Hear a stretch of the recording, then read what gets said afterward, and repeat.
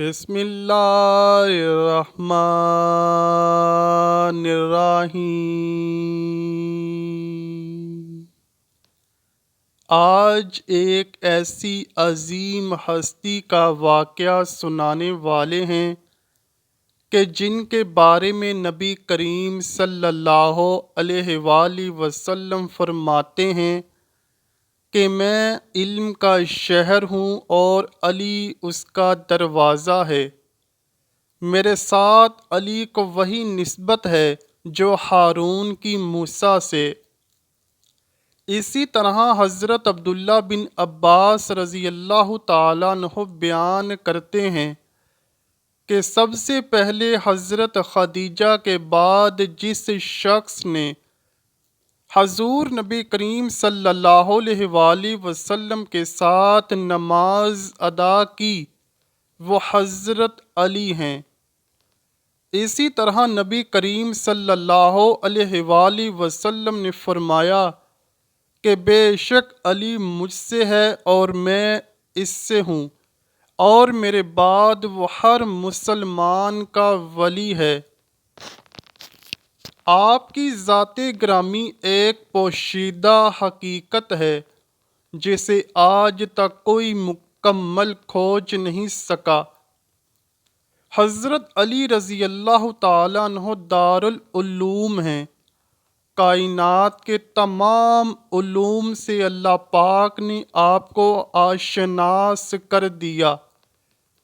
حضرت علی رضی اللہ تعالیٰ عنہ کی حکمت، تدبر اور سیاست نے کئی اہم مواقعوں پر مسلمانوں کی اجتماعیت کو نہ صرف قائم رکھا بلکہ ان کے کئی ایسے فیصلے ہیں جو آج بھی انصاف کے تقاضے پورے کرنے کے لیے سامنے رکھے جاتے ہیں اور ان کے تحت فیصلے دیے جاتے ہیں۔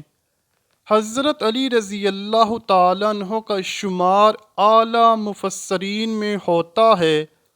یہاں ایک بات عرض کرتے چلیں کہ جب بھی کوئی تفسیر لکھی جاتی ہے تو اس کا دار و مدار روایتوں پر ہوتا ہے، جبکہ ابن جریر، ابن ابی حاتم، ابن کثیر وغیرہ میں بکثرت حضرت علی رضی اللہ تعالیٰ عنہ کی روایات سے آیات کی تفسیریں منقول ہیں۔ ابن سعد میں ہے کہ حضرت علی رضی اللہ تعالیٰ عنہ نے حضور پاک صلی اللہ علیہ وآلہ وسلم کی وفات کے 6 مہینے تک جو گوشہ نشینی اختیار کی، اس میں آپ نے قرآن مجید کی تمام سورتوں کو نزول کی ترتیب سے مرتب کیا تھا۔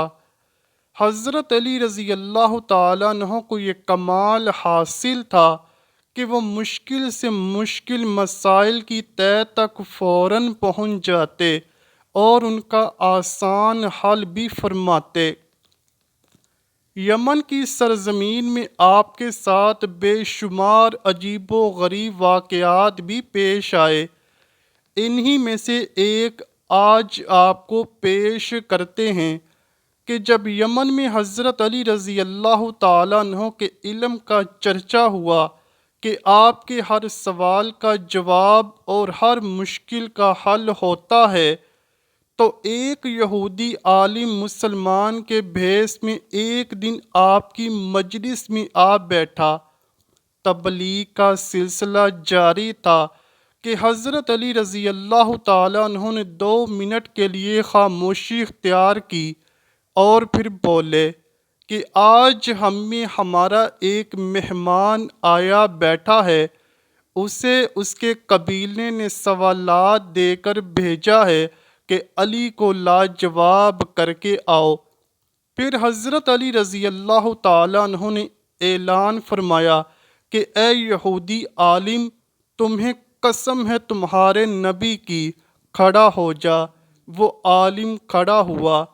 حضرت علی رضی اللہ تعالیٰ عنہ نے اس عالم کو اپنے قریب منبر پر جگہ دی اور فرمانے لگے کہ اگر آج تمہارے سوالات کے جوابات مل جائیں تو کیا میرے نبی پر ایمان لے آؤ گے؟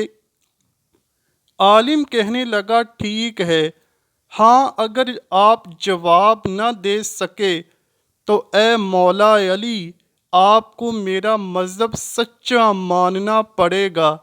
ساری محفل میں سناٹا چھایا ہوا ہے کہ آج پورے عالم اسلام کی عزت داؤ پر لگ چکی ہے۔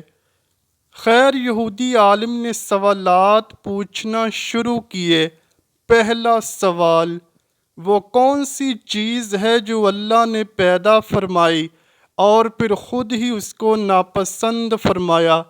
حضرت علی رضی اللہ تعالیٰ عنہ فرمانے لگے، وہ گدھے کی آواز ہے۔ یہودی عالم نے دوسرا سوال پوچھا، وہ کون سی چیز ہے جسے اللہ پاک نے خود پیدا فرمایا اور پھر خود پوچھا کہ یہ کیا بنایا ہے؟ حضرت مولا علی رضی اللہ تعالیٰ عنہ نے جواب دیا، وہ حضرت موسیٰ علیہ السلام کا عصا ہے۔ یہودی نے پوچھا، وہ قوم بتائیے جو نہ انسان ہے نہ جن اور نہ فرشتے، پھر بھی اللہ پاک نے ان پر وحی نازل فرمائی ہے۔ حضرت علی رضی اللہ تعالیٰ عنہ فرمانے لگے کہ وہ شہد کی مکھیاں ہیں۔ مجھے یہ بتائیں کہ تخلیق کائنات میں اللہ نے سب سے پہلے کس کو تخلیق کیا؟ آپ نے فرمایا اللہ نے سب سے پہلے نور کو پیدا کیا۔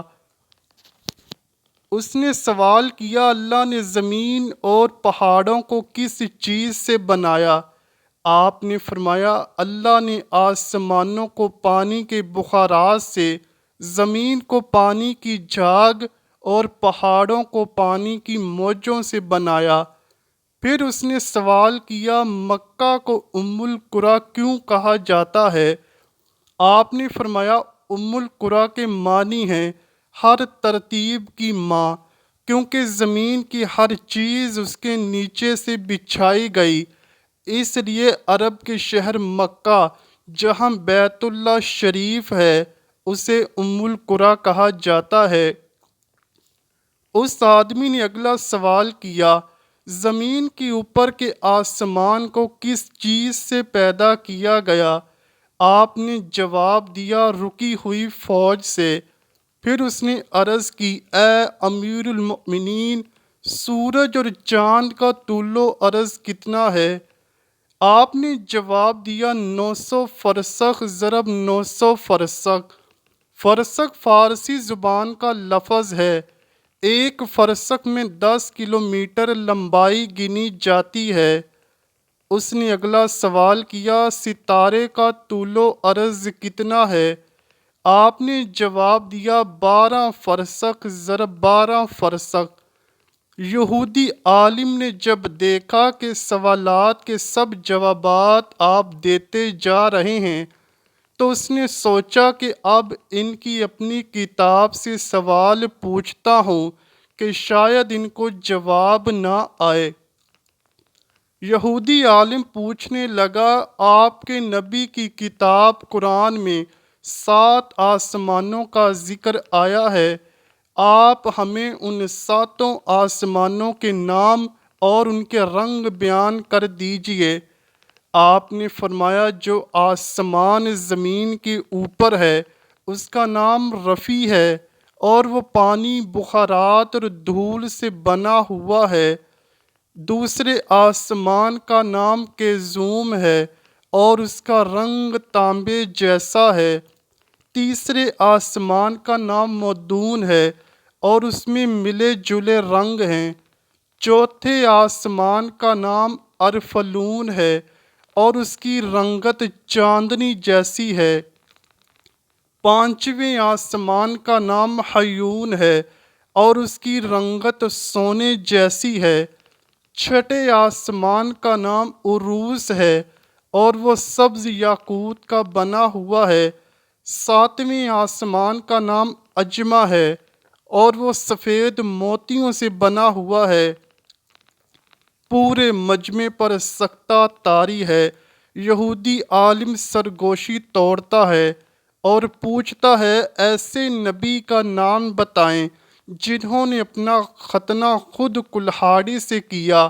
حضرت مولا علی رضی اللہ تعالیٰ عنہ فرمانے لگے، وہ حضرت ابراہیم علیہ السلام ہیں جنہوں نے خود کلہاڑی سے ختنہ کیا اور پھر اس کے بعد ہی ختنے کی ابتدا ہوئی۔ اس سے پہلے ختنہ کا وجود نہ تھا۔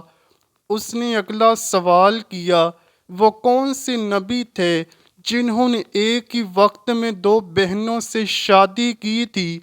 آپ نے فرمایا وہ یعقوب بن اسحاق علیہ السلام تھے۔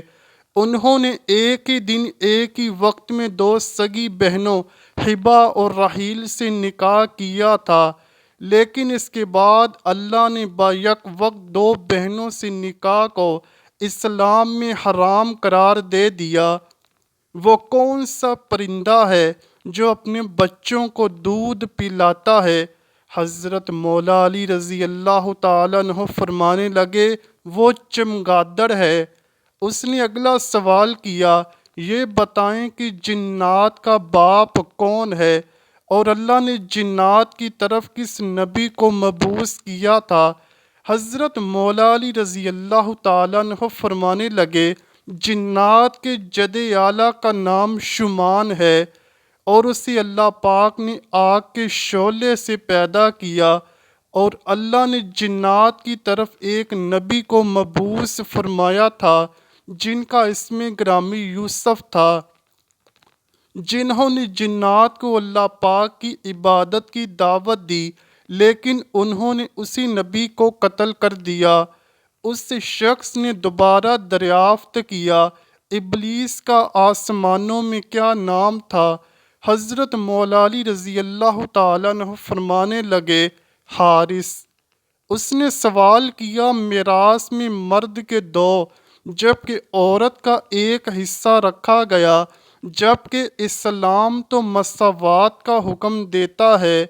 آپ فرمانے لگے، جنت میں حضرت حوا نے جو خوشہ اٹھایا تھا اس پر گندم کے 3 دانے تھے، انہوں نے خود ایک رکھا، جبکہ آدم علیہ السلام کو 2 دیے۔ چونکہ وہ ہمارے جد ہیں، اسی لیے اسی نسبت سے وراثت میں مرد کے 2 اور عورت کا 1 حصہ مقرر ہوا۔ اس نے پوچھا، مختون کون سے نبی پیدا ہوئے تھے؟ آپ نے فرمایا، اللہ نے حضرت آدم علیہ السلام، ان کے بیٹے شیس علیہ السلام، حضرت ادریس علیہ السلام، حضرت سان بن نوح علیہ السلام، حضرت داؤد علیہ السلام، حضرت سلیمان علیہ السلام، حضرت لوط علیہ السلام، حضرت اسماعیل علیہ السلام، حضرت موسیٰ علیہ السلام، حضرت عیسیٰ علیہ السلام اور حضرت محمد صلی اللہ علیہ وآلہ وسلم کو مختون یعنی ختنہ کیے ہوئے پیدا فرمایا تھا۔ یہودی عالم پوچھنے لگا کہ حضرت آدم علیہ السلام جنت سے نکالے جانے کے بعد کتنا عرصے تک روتے رہے؟ آپ نے فرمایا، آپ 100 سال تک روتے رہے۔ پھر اس نے آخری سوال پوچھا، حضرت نوح علیہ السلام کا اصل نام کیا تھا اور ان کی کشتی کا طول و عرض کتنا تھا؟ آپ نے جواب دیا، حضرت نوح علیہ السلام کا اصل نام سکن تھا۔ انہیں نوح علیہ السلام کہنے کا سبب یہ ہے کہ وہ 950 برس تک اپنی قوم پر روتے رہے۔ ان کی کشتی کا طول 800 ہاتھ اور عرض 500 ہاتھ اور سطح زمین سے اس کی بلندی 80 ہاتھ تھی۔ یہ جوابات سنتے ہی یہودی عالم اپنی قوم کے 534 افراد کے ساتھ کلمہ پڑھ کر مسلمان ہو گیا اور یہ کہنے لگا، ان سوالات کے جوابات یقیناً باب العلم حضرت مولا علی رضی اللہ تعالیٰ عنہ ہی دے سکتے تھے۔ دعا ہے اللہ پاک ہم سب کو اپنے پیارے حبیب صلی اللہ علیہ وآلہ وسلم اور ان کی آل پاک سے سچی و پکی محبت کرنے کی توفیق عطا فرمائے، آمین یا رب العالمین۔ امید کرتا ہوں کہ آپ کو ویڈیو ضرور پسند آئی ہوگی۔